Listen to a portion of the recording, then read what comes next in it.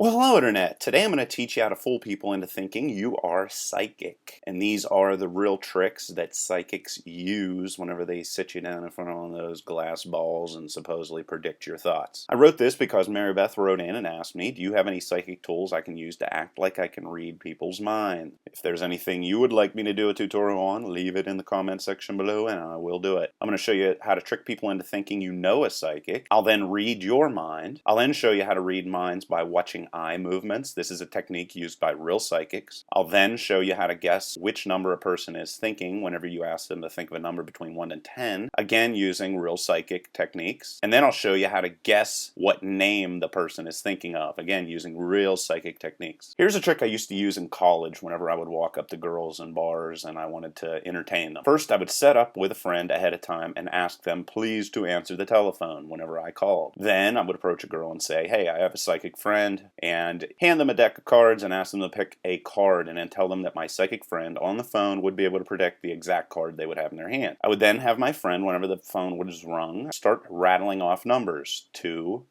3, 4, 5, and whenever they got to the number, and I would act like the phone was ringing during this period of time, and then whenever they got to the number, I would say, hello, psychic friend. So then they know, for example, it was a 5. Then I would have them start saying clubs, hearts, spades, diamonds. And at that point in time, I would say, please predict my friend's card, and hand the telephone over to the girl. I then figured out an even better way of doing this. Now what I would have them do is whenever my friend would start rattling off the numbers 2, 3, 4, 5, I would make a statement that begins with the proper suit. So for example, I would say, if it was diamonds, do you have the psychic there? And then immediately hand the telephone. So literally it was seconds as far as this girl knew. Or if it was clubs, I would say, can you get the psychic? Say what card this lady is holding, or have the psychic get on the phone. All depending upon the suit. So I literally was just saying one sentence as far as the person or the mark thought. And now I'm going to read your mind. I know for a fact that you are often critical of yourself. Some people find you hard to deal with, but you're a very nice person once the people get to know you. Deep down, you have a need to have other people like you. You have considerable abilities that you have trouble using to get ahead. At times, you have doubts as to whether you have made the right decision in the past or not. Also, while you act as if you're in control, you often feel very insecure. You're proud of the fact that you're an independent thinker and don't accept others' beliefs without proof. You prefer a certain amount of variety and change in life.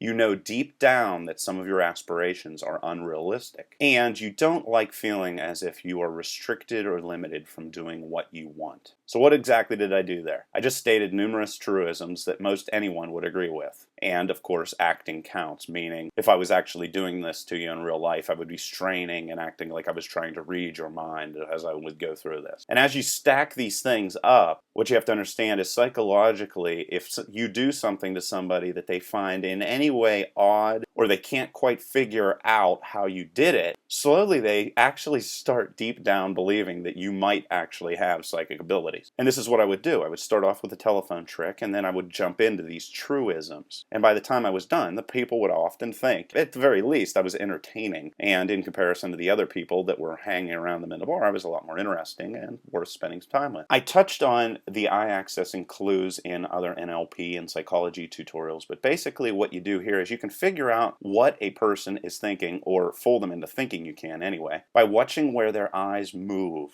Whenever you ask a person a question that forces them to remember something they saw, they will normally look up and to the right, up and to your right. So these eyeballs are looking at you. If they're remembering something they heard, they'll look sideways. And if they're remembering something they felt or something that they did, they'll look down and to your left, as you can see in this diagram. So a psychic trick that is often used is a psychic will say something like, I want to get in tune with you. And then they'll say something like, I want you to either see now something you've seen that is bothering you. And then they'll say something like, or think about something you heard that might sound right. And if their eyes are not moving the way that you want them to move, I mean, these are set up sentences that are just, in essence, programming the eyes to move. If they are not moving the way you want them to, just repeat the sentence and tell them that you need them to really go there and re-experience the moment. And then you could say something like, maybe you feel something that occurred to you is more important. And then you say, make your choice on which of these three things is most important, and I will tell you which is most important. And then you just simply figure out where their eyes move, and then you guess whether they're remembering something they saw, something they heard, or something they felt. And remember, if they're remembering something they saw up and to your right, remembering something they heard sideways or to your right, remembering a feeling down and to their left. And if you doubt or it's just not working, just guess that they're remembering something they saw, because a large majority of people do that. So how do you guess whenever a person's trying to figure out a number between 1 to 9? Well, more than likely the number is going to be 7. This is just based off of averages and statistics, and it just comes down to the fact that most of the time when you ask somebody to think of a number between 1 and 9, they just automatically think of 7. But what do most psychics do? They actually read lips. Because a large majority of people, whenever you ask them to think of this number, they will actually speak it out under their breath. And if they don't speak it out, then you need to say something like, I need to hear the number, or think about what it sounds like. That's what they're doing whenever they are probing with those sentences. When they're talking to a person, they're literally trying to get them to the point where they can read their lips. And just so that you know, the lips will round like they're making a W sound whenever they're speaking 1. The tongue touches the back of the upper teeth and the roof of the mouth whenever they are trying to say 2. The tongue appears between the teeth with a 3. With a 4, bottom lip touches the top teeth and they make a slight frown. 5, bottom lip touches the top teeth and they make a slight smile. Obviously you need to memorize these things. It's not really that hard though. I never said it would be extremely easy to trick people into thinking you're a psychic. I mean, it's a gift. It's something that's developed over time, but this is exactly how it's done. With a 6, tongue lightly touches the roof of the mouth and they make a slight smile. With a 7, tongue slightly touches the roof of the mouth and they make a slight frown. With an 8, the lower lip bends into a smile, and 9, you'll clearly see the bottom of the tongue.